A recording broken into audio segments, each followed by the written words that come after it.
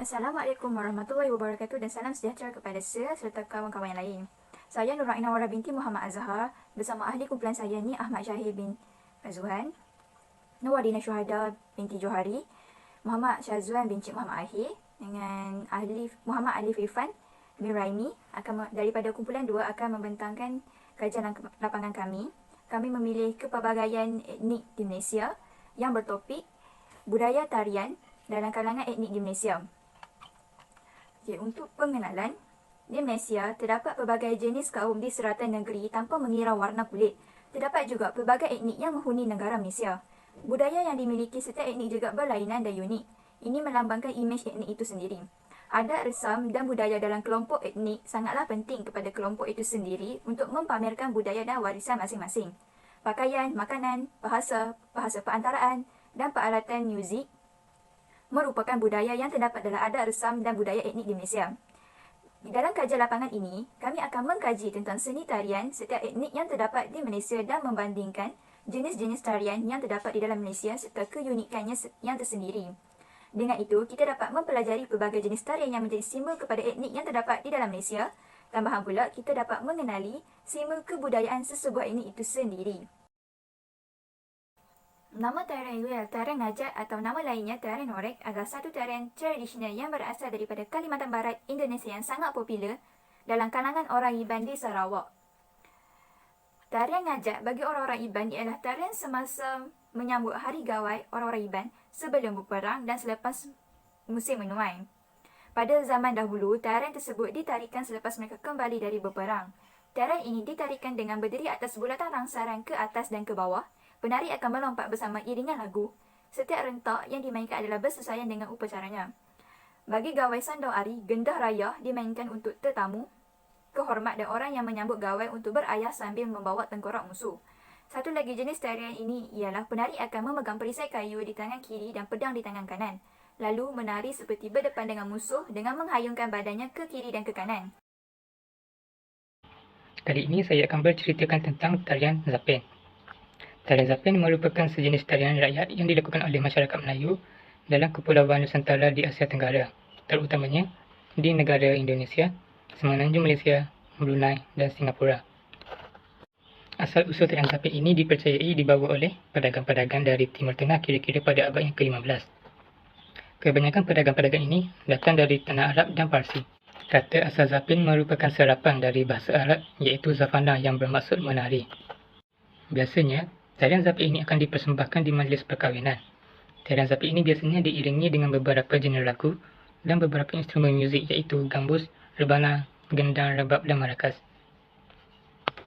Semasa melakukan tarian Zapin, tiada peraturan tetap untuk menentukan beberapa orang penari yang diperlukan untuk membuat persembahan. Namun, oleh kerana penari perlu berinteraksi antara satu sama lain, tarian Zapin ini digalakkan dilakukan secara berpasangan iaitu berduaan. Ia akan menerangkan tentang tarian singa atau dikenali sebagai wuxi dalam tarian tradisi dalam kebudayaan Cina. Tarian singa berasal dari luar Cina seperti Empayar Parsi dan diperkenalkan pada kurun ketiga Masihi. Menurut Lawrence Pickett, iaitu pakar kaji muzik tradisional, perkataan singa yang berbunyi sh berasal dari perkataan pinjaman dari Parsi iaitu sir. Penggunaan kata shizi juga bermaksud singa pertama kali diguna pada zaman dinasti Han ketika menjalinkan hubungan dengan Asia Tengah, dan kerajaan Parsi diwakili membawa seekor singa masuk ke China. Penyerapan tarian singa dalam masyarakat berlaku di zaman dinasti Tang sehingga para penyair dan penulis mengenali tarian singa sebagai tarian asing. Dalam teks utara Wei bertajuk Description of Buddhist Temple in Loyang, upacara keramaian juga yang membawa patung Buddha dipimpin oleh para penari tarian singa bagi menghalau semangat jahat. Di sini dapat dilihat bahawa tarian singa telah diserap masuk dalam keagamaan Buddhis di mana tarian ini dilakukan. Tarian singa dipersembahkan sempena perayaan Tahun Baru Cina dan festival kaum lain.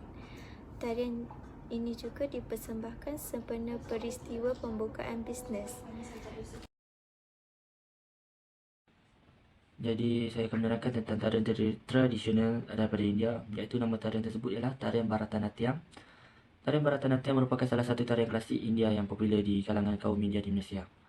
So, asal-usul tarian ini ialah berasal daripada wilayah Tamil Nadu di bahagian selatan India dan dikenali sebagai tarian kebangsaan India. So, Bharatanatyam ini merupakan manifestasi daripada idea dahulu kala, iaitu perayaan alam semesta yang kekal melalui perayaan hari keindahan tubuh manusia. Jadi beberapa teknik dalam Bharatanatyam boleh dikesan balik pada gaya Kaisiki. Semasa zaman pertengahan, raja-raja setempat sering mengundang penari di candi, iaitu Deva Dasi, untuk menari di istana. Jadi peristiwa ini melahirkan penari-penari kategori baru, iaitu Raja Nartakis. Nama tarian Sabah ialah tarian Sumazau, merupakan sejenis tarian tradisi rakyat Sabah yang amat terkenal di Sabah dan di seluruh Malaysia. Asal-usul tarian ini berasal dari Sabah. Perkataan Sumazau berasal daripada Sazau, yang boleh dilihat berdasarkan tangan seseorang daripada menari. Tarian Sumazau diambil oleh orang zaman dahulu daripada seekor burung helang semasa burung helang sedang terbang. Sumazau adalah tarian tradisional di kaum Kadazan Dusun. Di mana tarian ini dilakukan, tarian ini sering dipersembahkan ketika sambutan keamatan dan majlis-majlis tertentu seperti majlis perkahwinan, keramaian dan majlis-majlis rasmi. Terdapat juga pendapat yang mengatakan bahawa tujuan asal tarian ini untuk menyambut kedatangan Bambazon. Kesimpulannya, terdapat berbagai jenis tarian di selatan Malaysia di mana ia menonjolkan kesenian dan kebudayaan sesuatu kaum atau bangsa. Oleh itu, tarian perlulah dijaga kesenian agar generasi akan datang dapat mengenali dan mempelajari tarian secara mendalam. Dan tarian tradisional pula tidak akan dilupakan oleh masyarakat akan datang. Tarian juga mencerminkan budaya dan identiti sebuah masyarakat yang berbilang kaum. Pada era modernisasi, sikap manusia yang mengagungkan budaya barat menyebabkan tarian tradisional semakin ditelan zaman.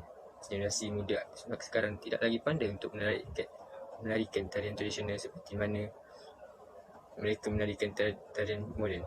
Kesannya, tarian tradisional kian ditelan zaman dan kurang mendapat perhatian. Cuba kita lihat pada zaman kini sukar untuk melihat tarian tradisional ditarikan kecuali dalam majlis-majlis keramaian seperti majlis perkahwinan dan majlis-majlis kebudayaan. Sudah menjadi tanggungjawab generasi muda untuk memperkembangkan tarian tradisional di mata dunia supaya ianya dikenali ramai. Tidak semua tarian baik untuk masyarakat, khususnya masyarakat Melayu. Contohnya tarian pocong-pocong yang dikatakan haram untuk ditarikan.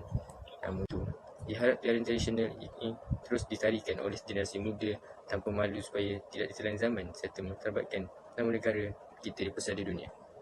Saya berasa syukur Alhamdulillah dan setinggi-tinggi kesyukuran dipanjatkan ke hadrat ilahi kerana dengan izin kurnianya dapat kami menjayakan tugasan bagi kod subjek pengajian Malaysia DUA 20062 ini dengan jayanya.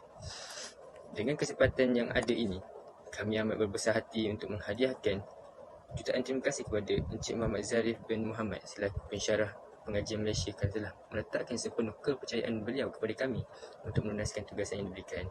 Kami juga ingin mengucapkan ribuan terima kasih kepada semua pihak yang tidak putus dalam usaha membantu menyempurnakan tugasan ini, terutamanya kepada pensyarah kami Encik Muhammad Zarif bin Muhammad atas budi bicara beliau dalam memberi tunjuk ajar semasa tugasan ini dijalankan. Selain itu, kami turut terima kasih kepada rakan-rakan masa perjuangan kami kerana telah banyak memerlukan bantuan dan kerjasama bagi merealisasikan usaha menyempurnakan tugasan ini dengan jayanya. Ucapan ini ditujukan kepada semua pihak yang telah terlibat dalam menjayakan tugasan ini secara langsung atau tidak langsung. Segala bantuan yang telah mereka hulukan amatlah kami hargai kerana tanpa bantuan mereka dan sokongan mereka, semua tugasan ini mungkin tidak dapat dilaksanakan dengan baik. Sekian, terima kasih.